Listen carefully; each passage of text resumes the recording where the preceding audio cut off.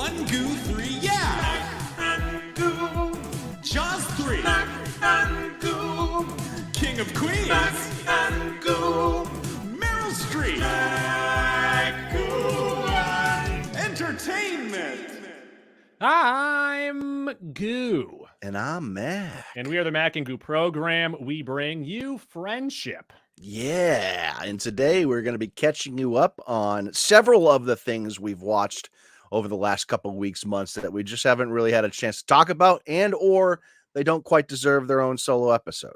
What have you been watching lately? Keep it short, tell me right now. Thank you, North the Terrible, which is most definitely not me. Just once again, people have thought in the past that the singing in the show, I would love to take credit for it, but it's not me. It's funny, for someone who likes music and movies and went to art school, you're pretty theatrical, but you can't sing. You have told me in the past that I don't like music because I don't share a common musical love that you have, and you're like, oh, then you don't like music. No. I think we have a pretty common cross section of music we like, but then the music that I love that you don't love, that means you don't like music. All right, so speaking of music that you might love, and I'm actually surprised that you didn't hit this screener, and that is Wonka.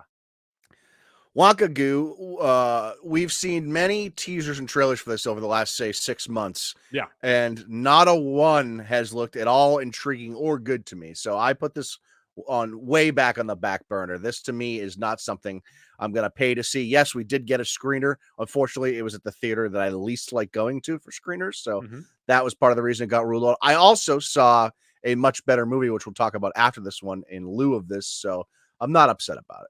It was actually my favorite movie to go to a screener to, Assembly Row. And yeah, because you worked 3 minutes away. Yeah, I worked 3 minutes away. I was able to get a nice dinner by myself. I got a nice bag of popcorn, sat by myself in the theater, and had myself a time until the movie started.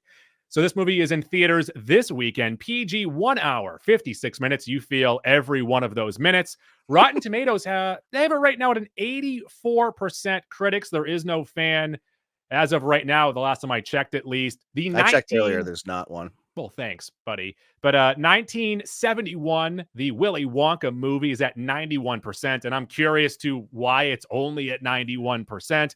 2005, shut the fuck up. 2005, Johnny Depp's Wonka. Johnny Depp, Helena Bonham Carter, Tim Burton, 83%, which I am flabbergasted by. But the audience score on that second one, on the 2005 one's like a 50%. So that makes a lot of sense. Metacritic 68%. I don't know if that's good. Just a 68, no percent in Metacritic. Come on, Go. You think you'd learn by now? Yeah. The 1971 was like before movies were like good, if that makes sense. You know what I mean? Like no one. There's like a before and after at some point in the 70s with movies. Star Wars plays a big role. Jaws plays a big role. Halloween. But 70s to me, I think, was the formative viewing for American cinema. It really molded what American cinema became. So in 1971, when Willy Wonka comes out, Gene Wilder's performance, I don't think hits as well as it does now. No! You know what I mean? Oh, are you saying with the people back then? Yeah. Like in 1971. I think it always hits. I think it's always hit. Also, Rotten Tomatoes wasn't around back then, so that doesn't matter. Sure. I would hope in 1971, everyone was like, wow, that's one of the best performances we've ever seen. Not only that, and speaking as someone who has seen this movie, may I speak as someone who has seen both of these movies? Sure. The one from 1971, the music is so memorable and catchy. I don't know any of the songs from this movie, and I just saw it. I don't know heads or tails what song. Like, you can name a song right now that is in the movie or isn't, and if it sounds like it, I'll be like, yeah, sure, it is. I believe the 1971 one is called Charlie and the Chocolate Factory, right? No, that is Willy Wonka. The one in 2005, I believe, is Charlie. The book by Roald Dahl. That's Charlie and the Chocolate Willy Factory. Wonka. Great episode of The Office. I thought 71's was called Charlie and the Chocolate Factory, but whatever. Yeah, I'm pretty sure it is. I think 71 is Charlie. Maybe you're right. Shut up. Also, you know what was also founded in 1971, and there might be a little connection here? OSHA. And maybe in my head I'm just misconstruing because in 71, clearly the main character is Charlie. In 2005's, the main character is Willy Wonka. Johnny Depp's Willy Wonka. Yeah. This one, obviously, the main character is Willy Wonka. It's as a well. Hannibal Lecter Beetlejuice situation where the guy in the background is the better guy.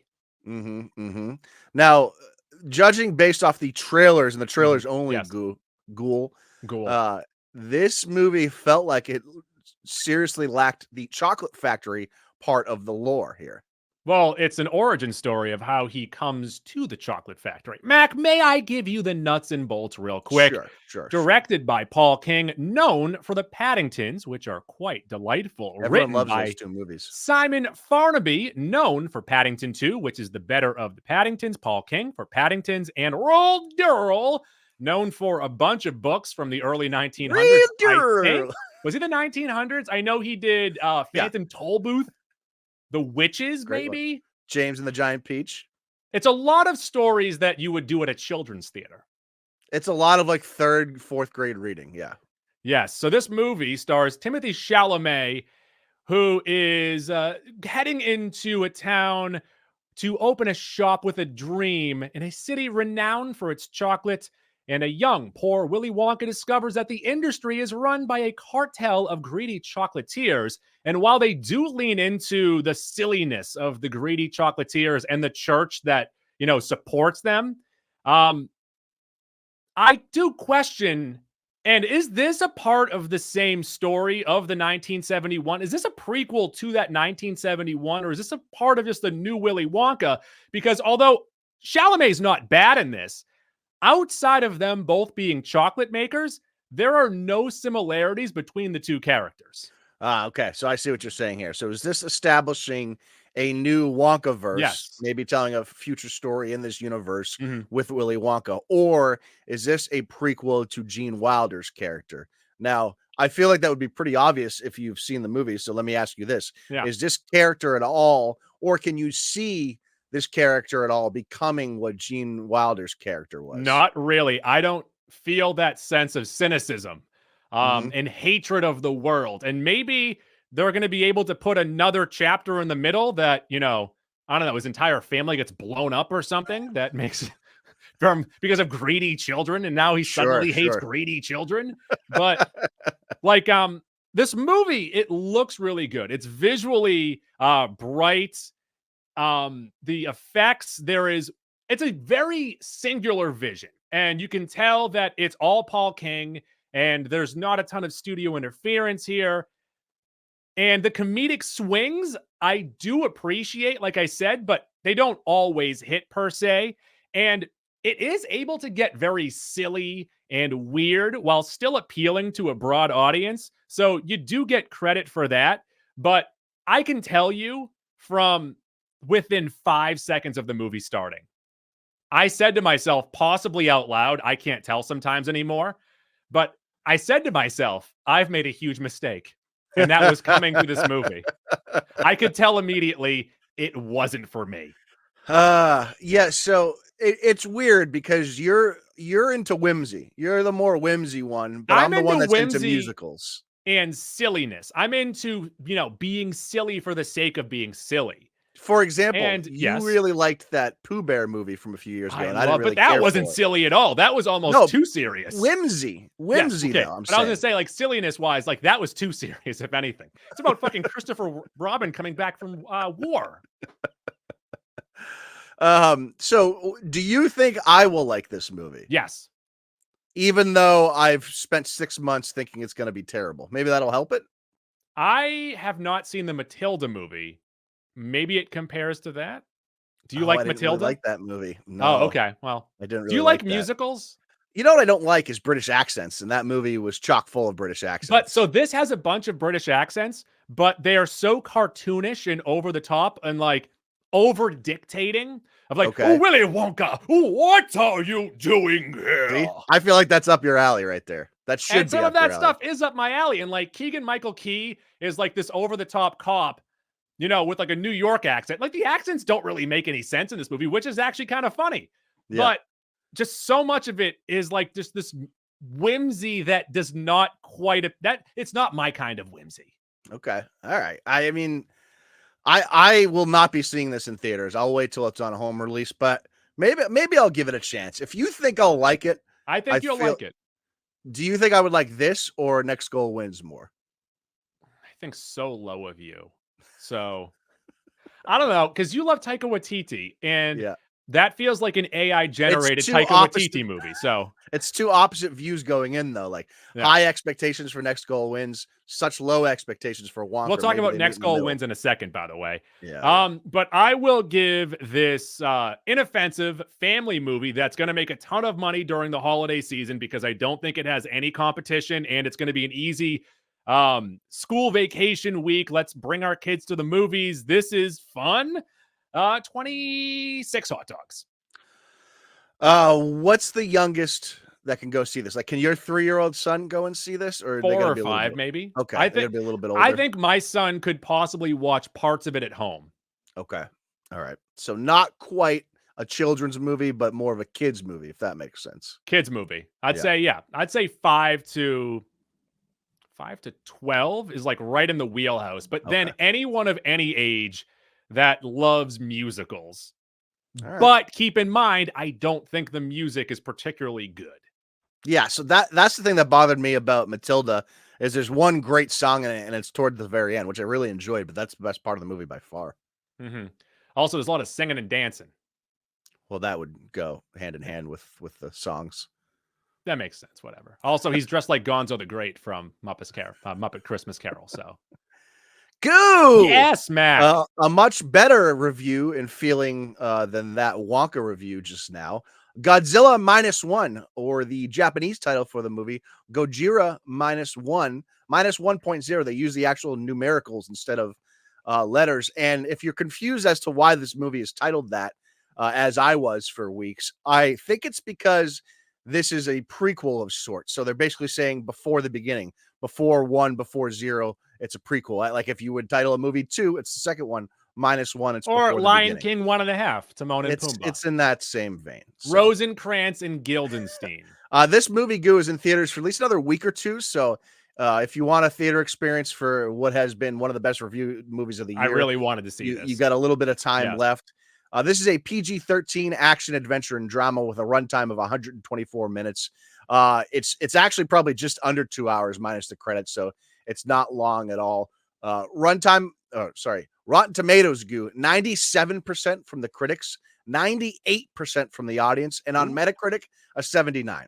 Everyone's seen this, everyone's liked it, and that's really the only reason I went and saw this. The last time I can recall this happening with a movie, and it just happens to be another international movie, was Parasite, where I missed it by like a month, maybe 6 weeks, and then everyone loved it, so I had to go see it. This isn't as good as Parasite, at least for me, but similar thing where you're like, oh, it being subtitled didn't affect me. And I want to be very clear, this is a Japanese movie, only Japanese speaking with English subtitles. So if that turns you off, maybe don't go see it. This is written and directed by Takahashi Yamazaki, who obviously we wouldn't know. He makes Japanese films. Synopsis: post-war Japan is at its lowest point when a new crisis emerges in the form of a giant monster baptized in the horrific power of the atomic bomb. This stars Minami Hamabe as Noriko Oishi, Ryunosuke Kamiki as Koichi Shikishima. This is an all-timer here. These are all names that I'm going to have a hard time pronouncing. Those are the main two actors and actors, the two stars, the male and female leads. We also have Sakura Ando as Sumiko Ota, Kuranosuke Sasaki as Yoji Akitsu. He's the captain of the boat that Koichi ends up on. Hidetaka Yoshioka as Kenji Noda. He's like the doctor with the funky hair. Yuki Yamada as Shiro Mizushima. He's like the young guy that just helps out around the boat. Minataka Aoki as Sosaku Tachibana. He's the jet mechanic that we meet at the beginning and also plays a part in the third act. And then Sei Nagatani as Akiko. She's the little girl that plays a meaningful role. Did a pretty good job there. Not terrible. Not terrible. I would say better than when you did the cast of RRR. I would agree with you. Goo, this is a story first and foremost about trauma, PTSD, and sort of finding your place in the world And it's really echoing that with post World War II and using that as a setting and using also Godzilla as a bit of a backdrop for that. So it does. And this is, if you think about all of the English Godzilla movies you've seen, they have really tried the human element and pretty much failed every time. You didn't care about the on-screen humans. They didn't do a good enough job of sort of pulling at your heartstrings to get you to care about what you saw on screen. This is different. This actually does it. I don't know how they pulled it off. Maybe it's because I don't really know. I don't know how they pulled it off, but this movie gets you to care about the human characters in a Godzilla movie. The story of this movie, I'll give you the setup and kind of cut it off before there's spoilers. So Koichi, our main character, is a kamikaze pilot at the end of World War II. And he's a kamikaze pilot who has chickened out of D-Day, or not D-Day, out of Pearl Harbor. The attack that day, he fakes equipment issues, flies to a remote Japanese repair island and says his fighter's fucked up. He needs to get it fixed. While on the island, him and all these mechanics run into Godzilla, who comes ashore on the island. Godzilla kills all the mechanics but one and Koichi, in large part because of Koichi's reluctance to fight, echoing his sort of chicken type acts from Pearl Harbor. Shortly after, we see Koichi return home to his parents' house pre-war. Of course, he hasn't been home for years. He finds his parents have been killed in the bombings during the war, as well as his neighbor's young kids. The neighbor, she's pissed at him because he's a kamikaze pilot. What do we know about kamikaze pilots? You shouldn't be coming home. Yes, exactly. So it does a really good job playing with that stigma, which I never really considered before. Like the general sentiment of a lot of Japanese people post World War II was that these kamikaze pilots that came home, they were hated. They were ostracized more or less. So it does a good job laying that out. It's also like so I don't know. I don't know if I've ever seen a Japanese film before. If I have, I'm not remembering. I have an idea that maybe the acting in this movie is pretty standard for Japanese movies. A lot of the emotional moments are very far over the top. And it takes me out of it a little bit. Maybe for some people it won't. But there's probably like 4 or 5 hyper emotional conversations between characters in this movie that I almost get taken out of it because it's like almost becomes cartoonish. That's one negative to it. So our main character Koichi, he's dealing with, this ostracized, basically being shamed for that. He's got, he feels bad about the deaths on the island. It's a lot of things, the snowball things. He ends up having a chance encounter with what ends up being our main woman actress, Noriko. And this woman has taken in an orphan during the war who lost their parents. So she's just raising this kid. These our two main characters end up having a ton in common. So they kind of begrudgingly become roommates and live and start a post-war life. And all of this is sort of happening with the threat of Godzilla in the background. So Koichi takes up this job from the government, basically mine sweeping in the Pacific. And while they're out there, they encounter Godzilla, and that's kind of kicks off the last hour and a half of the movie. It does a really good job getting you to buy into the human elements before you dive into the Godzilla stuff, and maybe the American movies can learn from that. There are some Jaws-like elements to this movie, which is why I think it works really well too. It's a creature feature, but they don't show Godzilla a ton, at least in the first half of the movie. And like Jaws 2, there's a lot of heavy human moments where I thought you meant Jaws 2, The Revenge for a second. where you're out on a boat, people talking to each other, getting over shit. It's some healing going on. There are also some issues with the CGI Godzilla. I mean, this movie only had a budget of like 30 million, so you can only expect it to be as good as ignore that. Yeah. It's not distracting, but you do notice it. It is truly a beautiful story, and it's very emotional. There's even a couple laughs in there. They do a good job also tugging at several heartstrings and not just harping on one thing. So different audience members of different backgrounds will grab onto different things. You have the war aspect. It's that classic story of someone trying to redeem themselves, dealing with the loss of family, and then also making your mark in the world. So it's a very well written story. Again, I had some issues with the acting because I felt like some of the emotional moments were cheapened a bit by that, but Again, that just might be the way Japanese cinema is. Um, there's also a very satisfying conclusion. I don't want to give anything away, Don't. but during the movie, you're like hoping for a conclusion, and you kind of get that. And there's even a little bit of like a swerve towards the end. I really enjoyed it. And you know me, I've come a long way. 5 years ago, I never would have considered. Credit to you. Credit. I to never you. would have considered watching a subtitled movie, and Parasite changed that completely for me.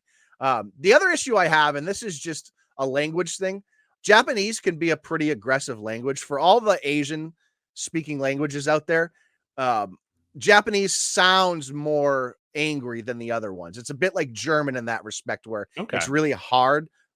Two of my best friends in the world, one is Chinese, one is Vietnamese. Those languages are softer than Japanese. So that's a little bit just an ear thing for an English speaker. It's a little off-putting at times because it's supposed to be like really sad emotional, but it sounds angry because of the language. But I guess if you understood the language, that wouldn't be an issue. Okay, well, I have this at 35 hot dogs. It's my 7th movie from 2023. Just ahead of it are Guardians 3 and Barbie. I still like those two movies more, but I've got this above Dead Reckoning, which I have at 8th. So it's one of the 10 best movies of the year for me. Some people are having it higher than that. I've heard some people call it the best movie of the year. I don't think it's nearly that. I think Oppenheimer and Across the Spider-Verse are much better movies than this. But this is certainly in the conversation for like the best after that. You know, I think for you and I, there's a clear top 2. But if someone wanted to say this was the 3rd best movie of 2023, I think you could have an argument for that. 2 quick things. Number 1, give me a percentage of how much Godzilla is in this movie. So if it's 120-ish minutes, Godzilla's probably in the movie for 20 minutes. That's fine. That's good. And it's spotted here and there. So at the end, maybe it's 25. At the end, it's probably a good 15 minutes of Godzilla. And before that, it's like 3 5-minute instances. And then also, you would have this as your best monster kaiju movie? Yeah, that's a good question that I maybe should have considered. It's the best Godzilla movie I've seen. That's for sure. Better than Godzilla 2000? Matthew Broderick's not in this one. What are some recent monster movies we've seen that people have liked? So like the Godzilla movies, the King Kong movies. Yeah, this is better than all of those, for sure. Would you consider The Suicide Squad a kaiju movie because there's a giant star at the end? Okay, yeah, maybe. I liked The Suicide Squad a little bit more than this, but this is close. This is close. Again, I feel like if I knew more about Japanese cinema, or if it was just a little jarring, both the acting and the language. Like even if you think about Parasite, which is a movie I loved, I think it's one of the best movies of all time. The Korean language is just a little softer. So when a language hits hard, like say German or Japanese, it takes you out of some moments, at least for me. But that just might be a me thing. I don't know. I don't know if anyone shares that opinion, but I'm interested for you to see this because I think you're going to like it a lot too. I don't think it'll top Godzilla 2000 though. Well, that holds a very special place in your heart. And I see you standing by me. I cry tears like of sorrow. I was trying to think. There is a pretty emotional moment at the conclusion of this movie, and I was trying to weigh it against the end of Guardians, and I feel like the end of Guardians hit more for me. So that's why definitively this is below Guardians for me. Let's move on to the next movie. And by the way, Mac, if we are at a certain point in this episode and we have like 5 left, let's just push them off. Yeah, I already cut the 2 shows that were at the bottom. Well, we might just be cutting about 5 or 6 movies off because we have been eating up the clock right here, and the producer's giving me one of these. Next one up here is Next Goal Wins. PG-13, 1 hour, 44 minutes in theaters right now. Rotten Tomatoes, critics 43%, audience 85%. There is also a documentary by the same name that came out in 2014 that boasts a 100% after 32 reviews. So I might actually check that out as opposed to what I've already seen. But directed by Taika Waititi, Hunt for the Wilder People, Thor's, What We Do in the Shadows, Jojo Rabbit. All of those movies are fantastic. Written by Taika Waititi, those same movies. And Ian Morris, I believe. I'm not sure how to pronounce that. It's Ian. Ian, maybe? Whatever it is. He directed a couple episodes of Flight of the Conchords and is actually the main writer and I believe showrunner from the British In-Betweeners, which is a show that I love. I Yeah. think that's one of the funniest shows I've ever seen. So knowing that now and then seeing this, I'm kind of surprised. But I will say that he also is the writer for the movies that are fine, but they're not as good. Okay. He had nothing to do with the American one. The American one on MTV was horrible. Starring Michael Fassbender as Thomas Rongan, Oscar Kitley.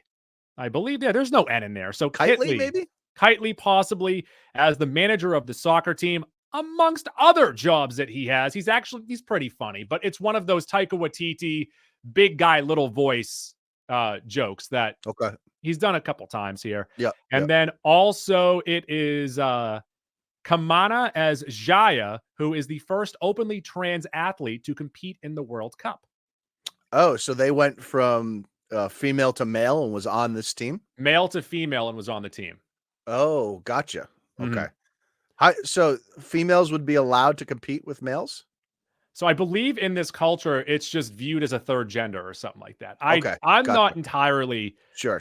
All right. But here we go. The story is of the infamously terrible America Samoa soccer team known for a brutal 2001 FIFA match in which they lost 31-0. And it's an underdog story, Mac. You've seen a bunch of them. Ragtag group, wacky players. But do you expect this to be more than just that because of Taika Waititi's involvement in it? And the way that I feel about this movie is it feels like a Taika Waititi movie. Kinda. It feels like someone has seen Taika Waititi movies and wrote it in his style, but it doesn't have all of what the other movies have. It feels hollow. It feels kind of empty. Okay. It feels like it's going through the motions at times. Yeah. There is one really funny scene to me, and it's in the first 5 to 10 minutes of the movie, and it's about dealing with grief, and it's a Reese Darby scene, and it's hilarious. After that, a couple chuckles, not a lot of lulls, and when it comes to a comedy, Mac, I want to laugh out loud, and sadly, 24 hot dogs. That is so disappointing to hear. That's just, I've been looking forward to this movie for like over a year when I first saw it announced. So that's a real bummer. Yeah, we were excited about the return of Fassbender. It's a Taika Waititi movie. It's a pretty interesting story, and it just didn't. It never clicked. It's too run of the mill. It's too like down the middle, down the road. It's not where it should be. I have a question. Yes. And maybe I'm completely off base here.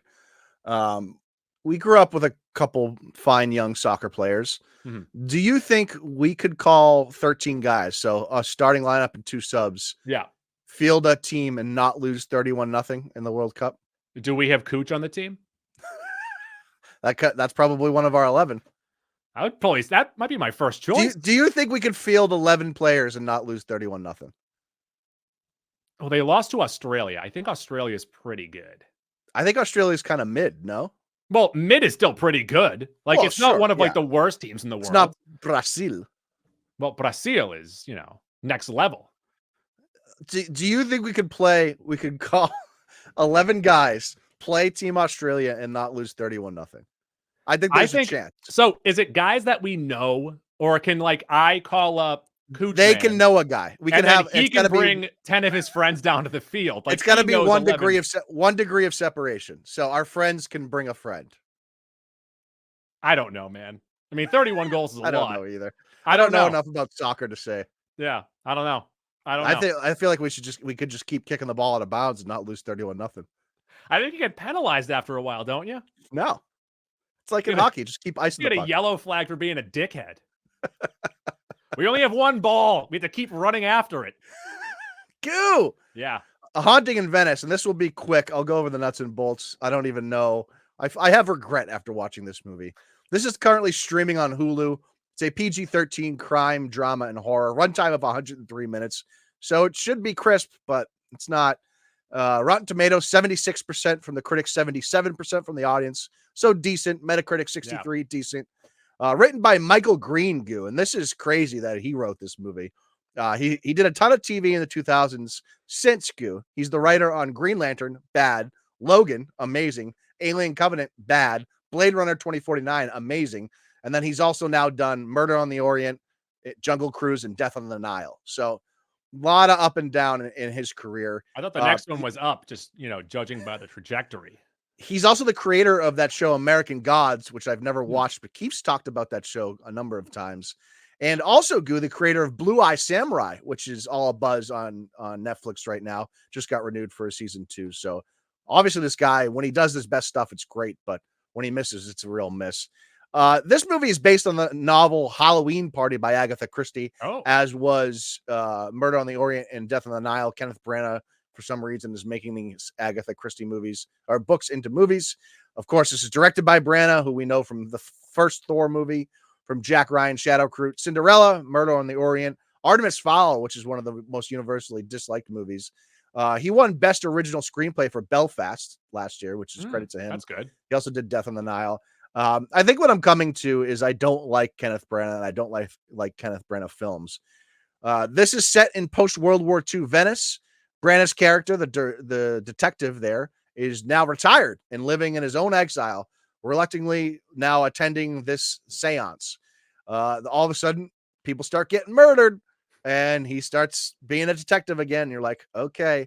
Stars Branagh, Tina Fey as Ariadne Oliver, Kelly Riley as Rowena Drake, Jamie Norman as Leslie Ferrier, Michelle Yeoh as Joyce Reynolds. So really good cast. The trailer made this look pretty promising, but this movie is not good. No, it's just not good. It does have a decent little setup. Like first 25 minutes are kind of promising, but it just sort of falls apart after that. I hated the way this was shot, and this is strictly a Branagh thing. It does those weird, like, try to be creepy shots around a staircase, and then you see someone. It doesn't work for me. And then a cat always pops out. Yeah.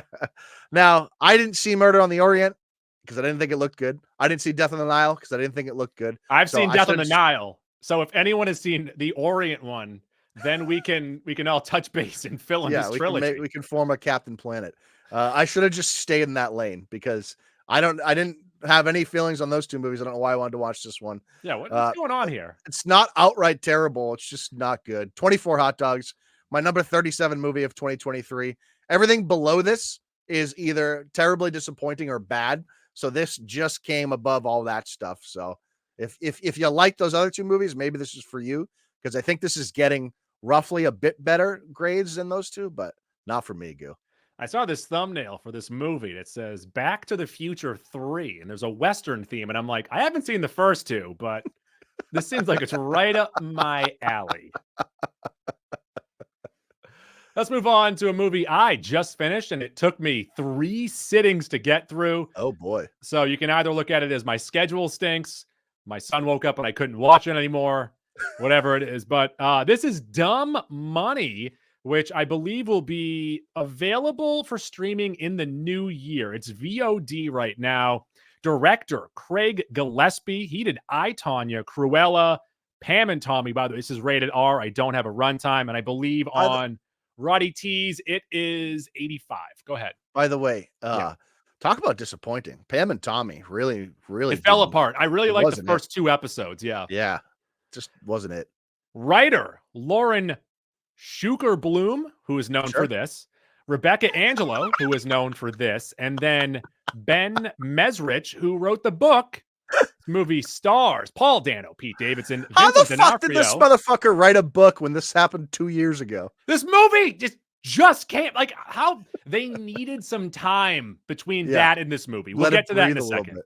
Okay, America Ferrera, Anthony Ramos, Seth Rogen, Nick Offerman, Sebastian Stan, and many, many more. This is a loaded cast versus Goliath story. I've been watching underdog stories. That's what it's all about, Mac.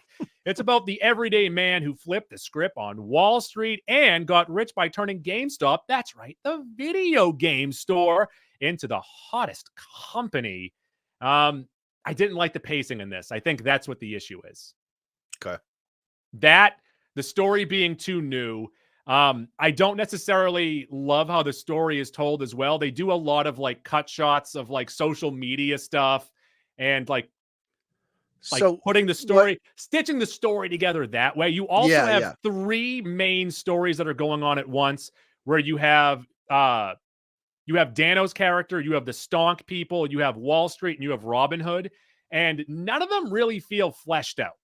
So my question is, and this is usually what Yeah, makes or breaks these types of movies for me. yeah. Is there a lot of new information in here? Did you learn a No, lot I didn't during learn this movie? anything. I didn't learn Yeah, anything so that's because really not even great. when they tried to like humanize it and like, oh, it's these people who are in on these stocks and they're waiting them out and they really need this money. And like, I didn't like any of the dialogue between those characters of like, should we cash out now? Should we cash out now? I'm in debt by this much. I'm in debt by this much. I only make this much at work. I really need this money. I get it. Yeah, We all yeah, need money. sure. Yeah. So Did 29 you hot dogs. Yeah. 29? That's did you were you, do you have any friends that made money on the GameStop thing? I have a friend that made a lot of money on GameStop. Can I claim your friend as my friend because One we're degree of kind of separation. friends? Yeah, all right. Okay. So One yeah, of I know one person. one of my college roommates bought GameStop before this was ever a thing, just Mhm. because he's like a geek, loves Yeah. video games. So bought some GameStop and then bought some future bet against it, Mhm. basically that it would go over a thing. It's Yeah. the opposite essentially of what Wall Street said, the bet that it would go under. Yeah. And because it went so high, he was able to sell that bet and made like 40 grand on GameStop. Oh, you know what's bad about this? And I know people have like knocked it for like the soundtrack, which I don't have an issue with the soundtrack because it's, it's songs that are of 2019, 2020. Mhm. Which is weird when you use those songs in say Elvis, but in this it makes perfect sense. The sound mixing in this, I had to hold my remote and ride the volume the entire movie. Yikes, I hate that. That's I really hated frustrating. that so much, and it's just annoying. Yeah, that's a Um, poorly made movie. I wish it was a little. It's kind of half cocked at certain points. All right. That's all. All right. Well, let's talk about a couple more half cocks here, Goo. Wait, can I talk about the other business movies from this year? What are they Oh called? yeah, sure. Give me your rankings of the like real event business movies this year. Because it's a big year for them. Sure is. I'd take it above Flamin' Hot, Okay. which I'm All pretty right. sure from what we've That's seen not now. great for Flaming Hot. No, but also Flaming Hot. It seems like the entire story is just made up. So I don't know. I also hated the narrator in that. I don't want narrators for like the most Gotcha. part.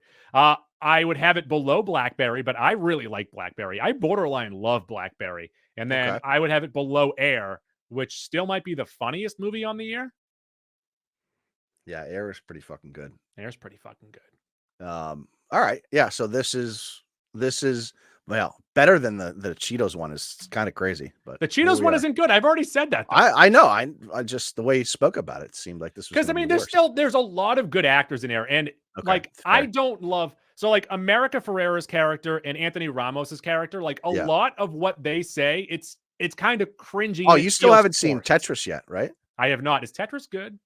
Tetris is pretty good. I liked it Okay, more I'll than see Tetris. Blackberry, but But they're kind of on the same level. it's these side characters, and even like Nick Offerman, Seth Rogen, like it's a lot of like kind of cringy dialogue that like it doesn't feel natural. Okay, no, that's fair. That's Yeah. fair. But Mac, we have time for one more Let's do movie these here. two bad dad movies here. You might as well get them out of the way. Hashtag bad dads. Okay, go ahead. I watched Old Dads, which is currently streaming on Netflix. This is an R-rated comedy with a runtime of 104 minutes. So you think it would be quick, and it really takes a while to watch. Rotten Tomatoes, 26% from the critics, 86% from the audience. And boy, is the audience wrong here. Metacritic, 42. This is written by Bill Burr and Ben Tischler. Cool. What do you got? May I ask you, is the reason why you think the audience is wrong or why you don't like this movie is because you were triggered because you're kind of a snowflake? No, because I am a real large Bill Burr fan, so much so that so he actually announced this movie when he was in Boston last year when I went to Fenway for his special. Yeah. He was like, "Oh, I'm making this movie," and he showed us a clip from this movie. We're Is like, that when "Oh, your dad was sitting on stage? yeah, that's he moved his seat like 8 times, ended up basically drinking Bill Burr's sweat. So I've been somewhat looking forward to this movie for a while, and it kind of got bumped off a couple times and whatnot. So it's on Netflix now. Written and directed by Bill Burr. Synopsis: 3 best friends become fathers later in life, find themselves battling preschool principals, millennial CEOs, and anything created after 1987.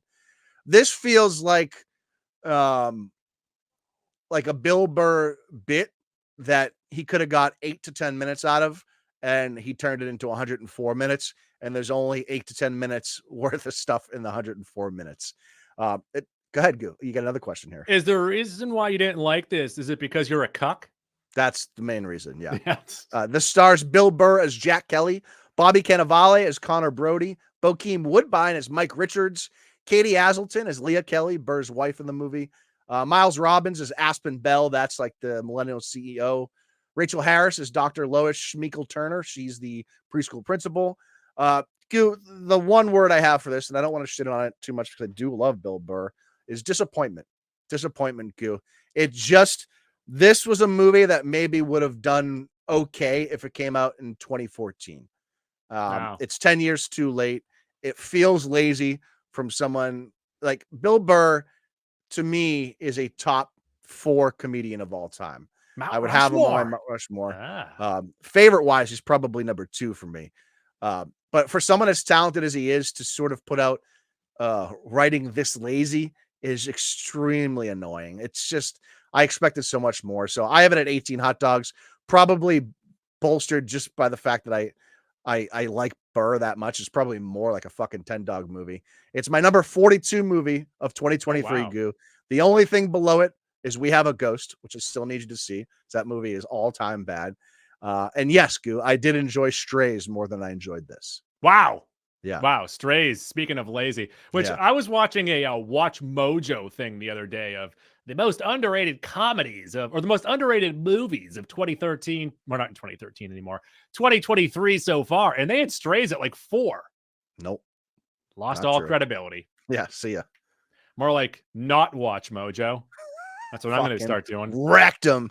Let's get back to these bad dad comedies. The one that I saw on a plane and I sat through the entire thing. I have no idea where it's streaming and I don't fucking care. That is About My Father. Rated PG-13. It wants to be rated R so badly, but they're like, maybe we'll get more audience if we do it this way. 90 minutes. I don't even know how they got to 90 minutes. 36% on Rotten Tomatoes with the critics, 81 from the audience. This is directed by Laura Toruso. She is known from About My Father. Written by Austin Earl, known from About My Father, and Sebastian Maniscalco from his stand-up and About My Father. Starring Sebastian Maniscalco, The Irishman, Super Mario, The Nut Job 2, Nutty by Nature, Robert De Niro, known from Dirty Grandpa, The Little Fockers, and The War with Grandpa, and Leslie Bibb, who was in The Iron Mans and Law Abiding Citizen. You just said lazy. This is lazy. Oh boy. I have never found Sebastian Maniscalco funny at all. He obviously has done very well. Mm-hmm. I would say we've gotten too much of Maniscalco over the last 3 or 4 years. Obviously culminating in this fucking pile of shit. Like, we have seen this Robert De Niro character now 5 times, 6 times. Let him be. I know that he has alimony and he needs to keep making money, but like, don't pull him into these. Stop making him do this. So that's a big reason why, Goo, I gave him so much credit for Killers of the Flower Moon. Yeah. Because we've seen him play this shitbag lazy character so many times in the last decade, and Killers of the Flower Moon felt like he wanted to act again. So Seabass, he wants to, propose engagement to his girlfriend, and his girlfriend, she is from a rich family, and I mean rich, but his dad, self-made, still kind of poor, who's stuck in his old ways. He doesn't trust the upper class. Sorry, I'm scrolling here to get our recommendations ready. Yeah, but he throws cold cuts at gardens and that's funny. Yeah. I will say this is that I did relate to one scene. And this is boy. something that I feel people might think is fake, but I will give the movie credit for this. So at one point, Robert De Niro wants to make dinner for the entire family. And, he's making his pasta. He's making his sauces. And he says, where is the meat? Where is the chicken? Where is anything that I can put into my bolognese? Mm, And they have nothing, but the family has a pet peacock that roams the reservation. So what sure. Robert De Niro does As is goes families out, do. kills the peacock, Okay. takes the meat, puts it in the sauce. They love it. And then him and Seabass have to go and bury the evidence. Now, you might be saying, that What? seems outlandish. That seems like something that wouldn't happen. But Well, what's there to bury if you've harvested the meat? the feathers, my man, you can't eat the Just feathers. burn them. Well, now you're thinking. But let me go ahead and step in right here and tell you a little story that my grandfather told me. Is that Okay. when he was younger, I don't know, maybe in his 7 to 8 years old, he was given a rabbit. And he, saw this and he loved this rabbit. And he went Mhm. home and he showed his mother and said, Mom, so and so gave me this rabbit. This is my new pet. I love it. He then left the house for a little bit or went to bed, something like that. And the next day, they had sauce. And his mother said, Oh, there's chicken in the sauce. And by the way, your rabbit ran away. Now, the only Yeah. thing I'll say about that is that was probably like 1940, and this is 2023. Uh-huh. So there's a little bit of a you can But buy Robert De Niro's old. rabbit now. He's old. That's true. Simmons is old. Yeah. Plus, I mean, I have cousins and uncles and whatever that have like rabbit farms and still eat rabbits. Yeah, I don't listen. I don't. Can I've you never. get off my lawn, bro? I've Are never you being understood the triggered rabbit right thing. now. Why do people like rabbits like as pets? It No, tastes like thank you. chicken. It tastes like No, chicken. yeah, no, I'll eat rabbit all day. I'm saying I don't Okay. understand the whole rabbit as pet things. Okay, so this movie gets 6 snoozy hot dogs. This thing sucks. Okay, all right. This sucks. Bad So dads. bad dads. Real bad day for bad dads. So Dude, Wonka, what I was Yeah, what I go was ahead. scrolling there. That's what I was getting to here is our recap Yeah, of the 6 movies I we got just them all talked right about. here. I can just tell you. All right. All right. There you All go. right, so Wonka, I say if you like musicals, if you like bright colors, if you got kids, sure. I'm just saying for me, if you're like me, I don't think it's for you. Okay. All right. So that's a Mets on Wonka. Yeah. Godzilla Uh, -1, Mac? Godzilla Minus One is a big thumbs up. I Okay. think it's going to be a movie that's really hard to dislike unless you hate reading. That's the only real reason. I would definitely go if you don't catch it in theaters, make it a priority when it gets on home viewing. Next Goal Wins was a huge disappointment to me. And sadly, I would not recommend it. Maybe when it is free and you have some time, go ahead and check it out. But I don't think it is great. A Haunting in Venice and Kenneth Branagh films in general, get that corn out of my face. Dumb Money, when it is free, go ahead and check it out. I just didn't like a lot of it. And the sound mixing really annoyed me. The sound mixing I can't get over. I will once again throw flowers at Inception, which the sound mixing is fantastic. Let's get So good. better sound mixing, guys. Old Poppies, not Yeah. for anyone, not for you, not for me, not for my dad, not for anyone's dad. Don't watch Would it. it be for, say, Sebastian Maniscalco? Maybe. I bet those two watched each other's movies and really enjoyed them. What have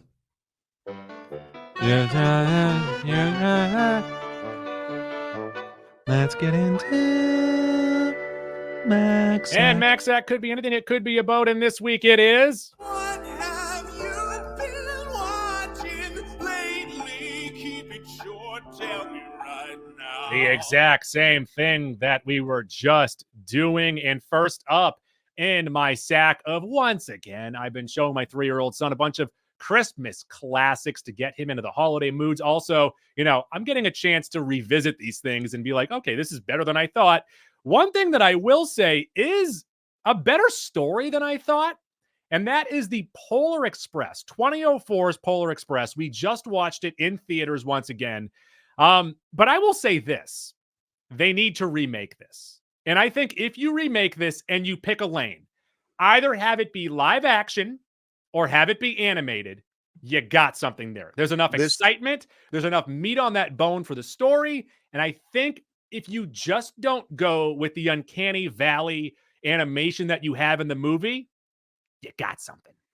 Yeah, if you guys don't know what Goo is talking about, this is the animated movie where everything's animated, but it's not. Tom Hanks looks like Tom Hanks, except Mhm. it's kind of a And he cartoon. voices like 7 people. It's a And it weird sounds the same. mishmash of Yeah. like CGI and live act. I don't know. It's just it takes you out of the movie a little Yes. bit. So Mhm. obviously Polar Express is a great story. So you know what? I agree. It's probably time for a remake on this one. Also, a show that I just watched, you cannot remake this one. And it's a lot funnier than I remember. Even as a show in general, I've watched a couple episodes since seeing this, and that is Doug. Nickelodeon's Doug. This is actually from season 4, which I'm surprised there are 4 seasons here. But That it might is be the ABC Doug's. season. No. So this is Nickelodeon. This is one on Paramount Plus. The ABC Disney one is on Disney Plus. So Oh, okay. Doug is all over the place. But Gotcha. this is the story of when Porkchop saves BB Bluff from falling into the thin ice, but is thrown into the pound because people believe that he attacked her. One Ah. person that steps in and on behalf or against Porkchop, Chucky Studebaker, who's like, Fuck I saw Chucky. the whole thing and he attacked her. Fuck Guys, that open your dickhead. eyes. There's a fucking sign right there that says thin ice. Yep. But one of my favorite visuals, I laughed out loud at this, is when Doug is at the pound, when he's going to visit Porkchop and try and break him out. He goes by a cell that just says very bad dogs. And there is a dog sitting in there with sunglasses and smoking a cigarette. And I'm like, that is hilarious. Yeah. They absolutely nailed that one. The episode also has all 3 of Doug's alter egos, Smash Adams, Quail Man, and whatever his Indiana Jones name is. I Mayor don't know if I White, remember Smash Adams. What character is Smash Adams? 000 agent, I believe. is the Oh, name of okay. it. It's the Bond. Okay. Yes, it's his Bond character. Mayor White, this is after he is no longer the mayor. Of course, what's his name? Mrs. Dink takes over as the mayor. She's out of town, though, so she can't really affect this story. But he has his own radio show now. And he is, well, what gets the people up in arms about the Porkchop attack. And then you get a great scene with Mr. Bluff talking to Doug, telling him about how he does not like dogs because dogs don't have money. Mr. Bluff also has an old Southern drawl that I do not understand. I don't think I've ever seen this episode. I'm going to tell you right now, I highly recommend it. I might like it more than the Rugrats episode. Whoa, high praise. High Yep. praise. Yep. And another great thing about it is when Porkchop is in court and, Doug is like, he's a part of this community. And then someone's like, yeah, he watched my kids. And he's like, yeah, he lent me $20. Porkchop's a dog, guys. So Mr. Bluff's a liar. He does have money. Whoa! I didn't even put that together. Wow. Highly recommend that one. The other one that I just checked out, this one is live action. And I would also recommend, I just started Good Burger 2. Don't watch Good Burger 2. Okay, thank you. But Kenan and Kel, they have a Christmas episode where all Kenan wants is this mountain bike. He's been saving up for over a year, all of his, convenience store money, and he just needs a little bit more to get the bike. And he gets a job offer to be a mall Santa, and he takes it. And he is one of the best mall Santas of all time. He even sings a Norwegian song with a little girl. And he finally has enough money to get the bike. But does he expect to have his heart grow 3 sizes too big? Because, by the way, he didn't even want to buy gifts for anybody. He wanted this one gift for himself. But he finally has enough money. But then poor kids sit on his lap and say, my sister wants a bike. Someone stole the bike. And the mother walks by and says, don't worry, I'm going to lie to them. They're not going to get the bike. We don't have the money for it. And Kenan's heart's like, you got to buy the kids the bikes.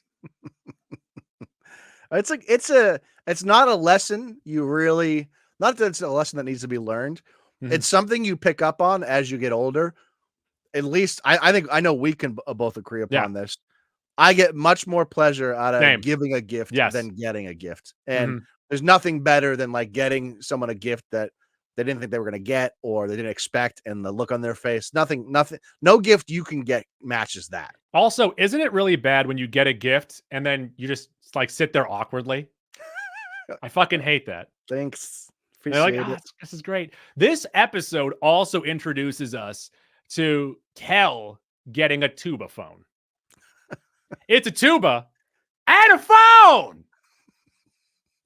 It's a good Kel right there. Really It's good. A great Kel. And then finally, the last thing that we only got halfway through this one. It is not good. And I'm curious to how this show lasted for so long / how it was even made. And that is CatDog. CatDog. CatDog. Alone in the world with a little cat dog. Like, I want to give them credit for being so weird. This show is fucking bananas, but it's terrible. Yeah, this show came right after the Angry Beavers time, where But they were before still SpongeBob, yes. Yeah, a little bit in that like Crash type thing, where it was probably marketed more for 10 to 12-year-olds than like 6-year-olds. Mm-hmm. I feel like if you asked everyone, they would say they liked CatDog. I couldn't tell you. I don't remember one episode of CatDog. Well, I saw it. I'm like, oh, there's a Christmas episode of CatDog. I remember CatDog. Let me show my kid. And my kid had no interest. I'm like, look, it's a cat and a dog, and it's one thing. It's both. Yeah. Goes It's like a both tuba ways. and a phone, but it's a tuba phone. I was here yesterday. But so go check out Doug. First off, just watch Doug in general. I also watched the episode where Judy had a date and she was writing a script for her family to go by, and she made Doug the butler and her father a challenged writer. And the delivery that her father gives of the is, I have writer's block, killed me. Did you see the tweet I shared in our Twitter chat like a week and a half ago? It was a Judy Funny reference. It was really good. No, I didn't see that, but I'm gonna have to try to find it for you. It was pretty funny. now that I'm super into Doug, go right ahead. I have been underselling Doug. I thought that Doug was like this wimpy garbage show. Maybe I just didn't get it. That might be it. That might Maybe. be it. Now that I'm, older and more sophisticated, I can finally get Doug funny. I can finally understand childhood cartoons. Mac, where can the people find us? You can find us on Twitter and on Instagram at Mac and Goo Podcast. Every other platform, we are Mac & Goo. It's Mac Shift7 Goo, and includes Facebook, Stitcher, TuneIn, Castbox, Spreaker, Google Play, iHeartRadio. We're on Spotify, but more importantly, Apple Podcasts. Get on there, rate, review, subscribe, 5 stars. If you do that, we'll get you a free Mac and Goo t-shirt from the folks over at Watertown Sportswear. That's Watertown Sportswear on 34 Mount Auburn Street in Watertown. WatertownSportswear.com, expert screen printing and embroidery. tpublic.com. Merch. Sadly, there is no guarantee that you get your merch for Christmas if you order now, but last minute shopping. Say if on Christmas Day you finally get those Sam Goody bucks. Take those Sam Goody bucks, go to tpublic.com and buy some merch. There you go. Goody got it. Goody got it. And we'll be with you for a news dump at the start of the week. We'll eventually do these other movies. We'll just put it into something else. We have an idea for the end of this week, and I'm looking forward to doing it. Another one that's relevant. I just want to throw a quick thing in there. Yeah. Leave the World Behind is pretty new out on Netflix. Mm-hmm. It has, I'll tell you, if you like M. Night Shyamalan movies, maybe go for it because it kind of follows that same structure. Yeah. It is a movie that goes on for over 2.5 hours and or close to 2 hours, 2.5 hours, and there's like no resolution. So if you're into movies that tease you and have no resolution, go watch Leave the World Behind. All righty. Tuesdays or Goose Days, I abuse kangaroos. Bye.